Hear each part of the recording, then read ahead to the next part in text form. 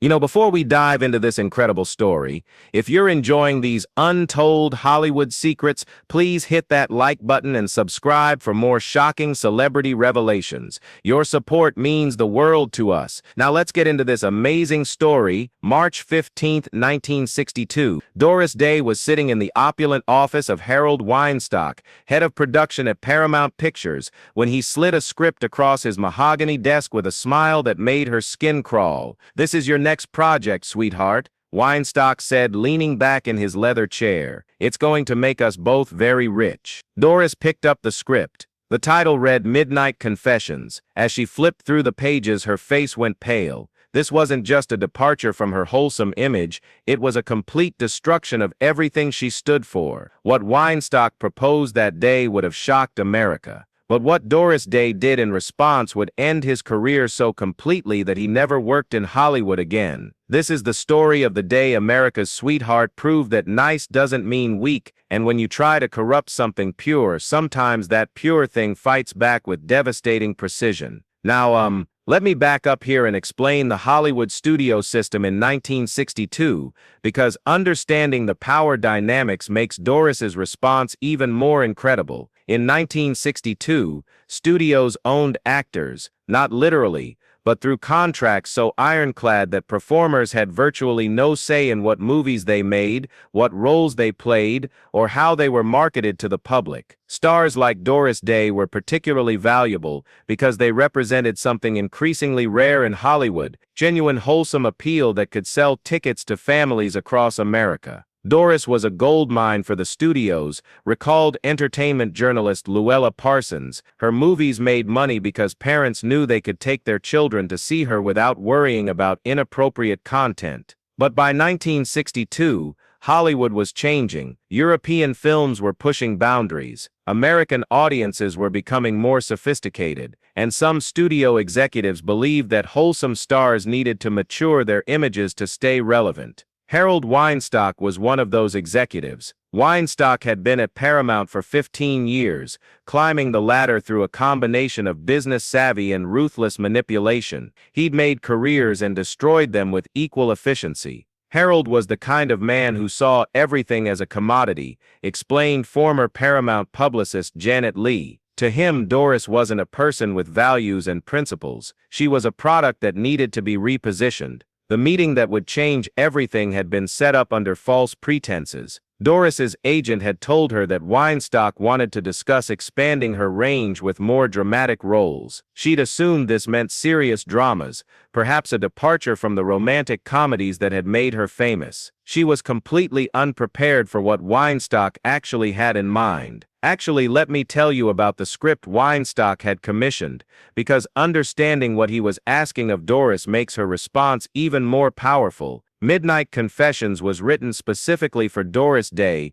but it was unlike anything she'd ever been offered. The story followed a suburban housewife who discovers her husband's affair and begins her own journey of sexual exploration. The script contained explicit dialogue, bedroom scenes that would have shocked 1960s audiences, and a character arc that would have completely shattered Doris's wholesome image. It was basically soft-core pornography disguised as a character study, recalled screenwriter William Goldman, who read the script years later. It was designed to exploit Doris's innocence by destroying it on screen, but Weinstock presented it as an artistic opportunity. "Doris, darling," he said, lighting an expensive cigar, "this is your chance to show the world that you're not just America's sweetheart, you're a real actress capable of real depth." Doris continued reading, her expression growing more disturbed with each page. "Harold, this character, some of these scenes, are exactly what your career needs. Trust me, sweetheart. I've been in this business long enough to know what sells, but this isn't me. This isn't what my audience expects from me." Weinstock's smile grew cold. "Your audience doesn't pay your salary. The studio does. And the studio thinks it's time for Doris Day to grow up." What happened next would become legendary among the women of Hollywood, who heard about it through whispered conversations in studio commissaries. Doris closed the script and placed it back on Weinstock's desk. "I can't do this movie, Harold. It goes against everything I believe in." "Everything you believe in?" Weinstock laughed.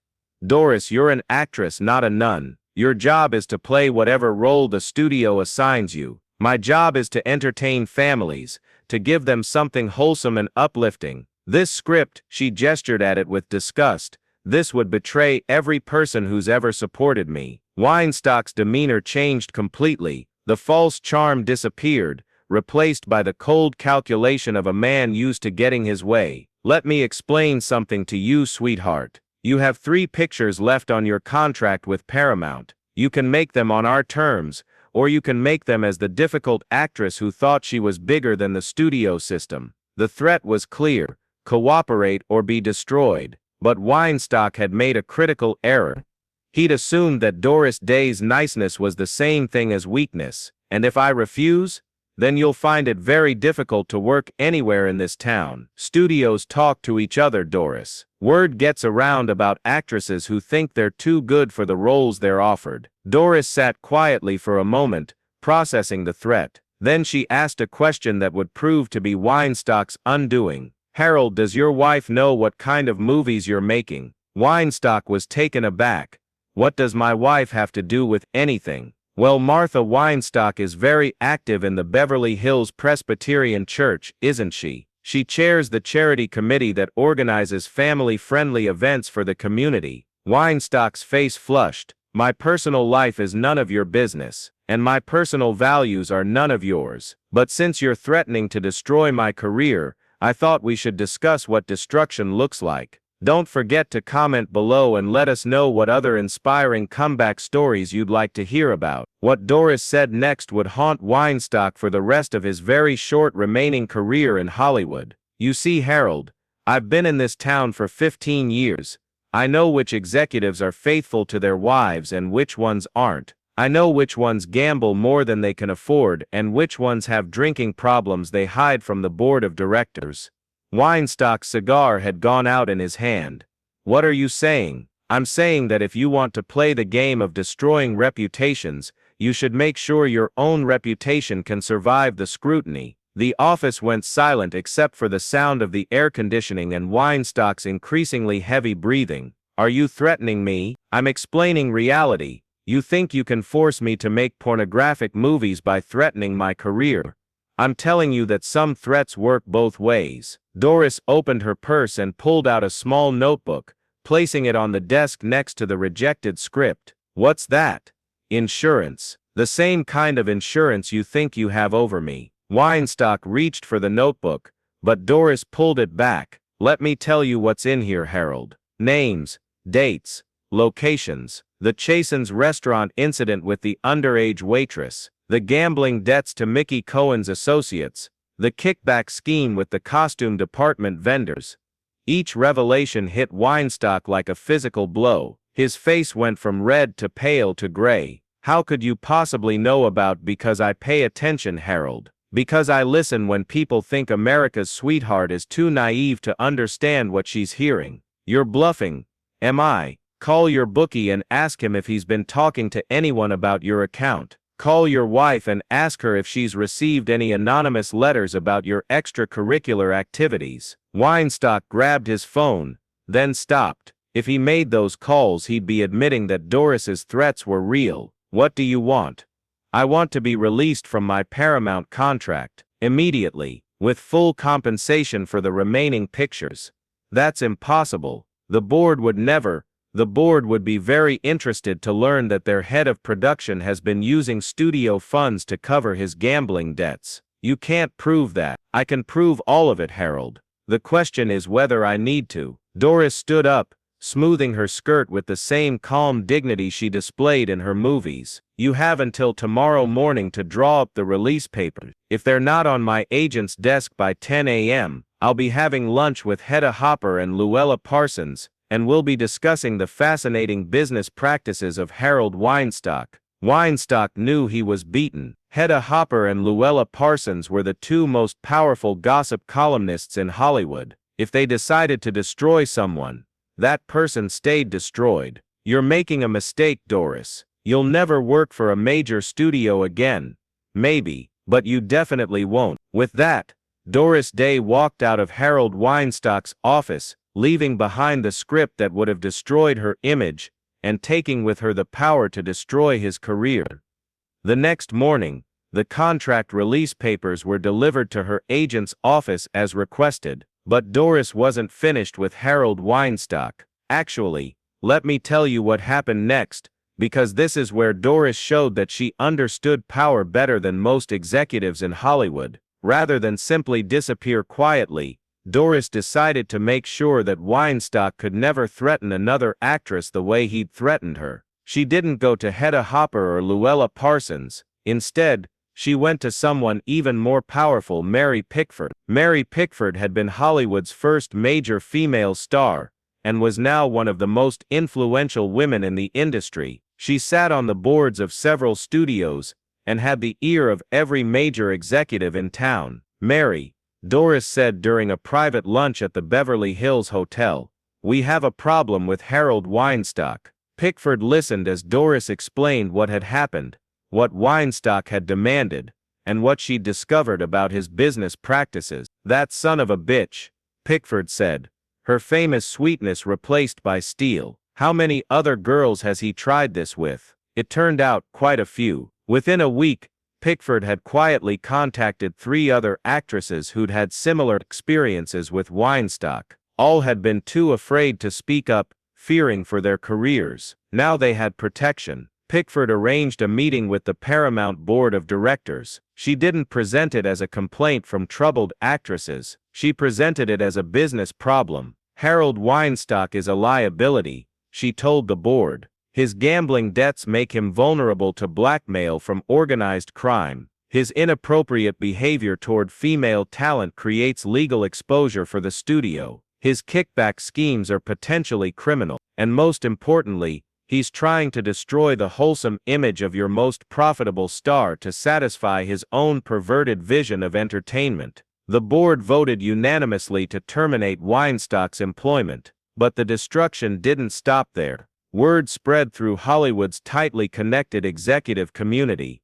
Weinstock's business practices, his gambling problems, his harassment of actresses, it all became public knowledge among the people who mattered. No major studio would hire him. No independent production company would work with him. No talent agency would represent projects he was involved with. Harold Weinstock went from being one of the most powerful men in Hollywood to being unemployable in less than a month. He left Los Angeles in 1963 and moved to Florida, where he tried to get work in local television. Even there, his reputation had preceded him. He died in 1967, broke and forgotten, working as a night security guard at a Miami Beach hotel. Meanwhile, Doris Day's career flourished. Free from her Paramount contract, she signed with Universal Studios, where she was given complete control over her projects. She made The Thrill of It All and Send Me No Flowers,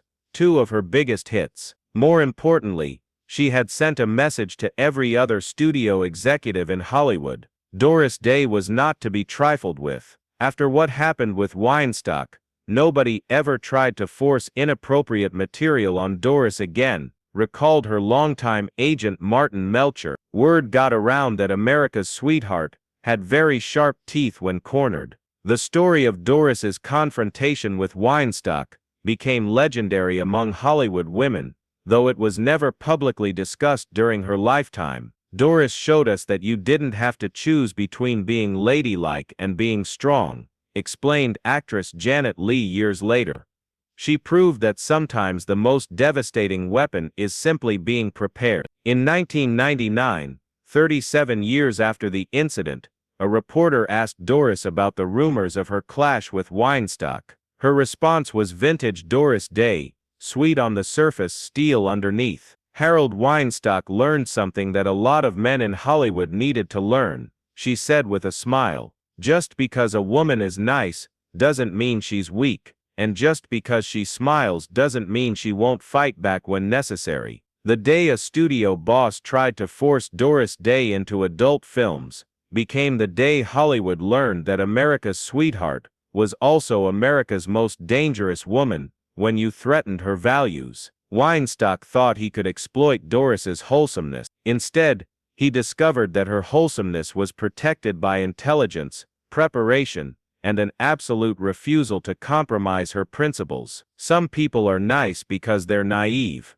Others are nice because they're strong enough to choose kindness over cruelty. Doris Day was the second kind of nice, and Harold Weinstock learned the difference the hard way. March 15, 1962, a powerful man tried to corrupt a pure heart. He discovered that pure hearts sometimes have the sharpest teeth. Doris Day's response didn't just end Harold Weinstock's career, it established a new rule in Hollywood: don't mess with America's sweetheart, because America's sweetheart might just mess back. And when she does, she doesn't just win, she makes sure you never play the game again. That's the power of being nice with a backbone. That's the strength of being sweet with steel. That's why Doris Day wasn't just America's sweetheart, she was also Hollywood's most dangerous woman, when she chose to be.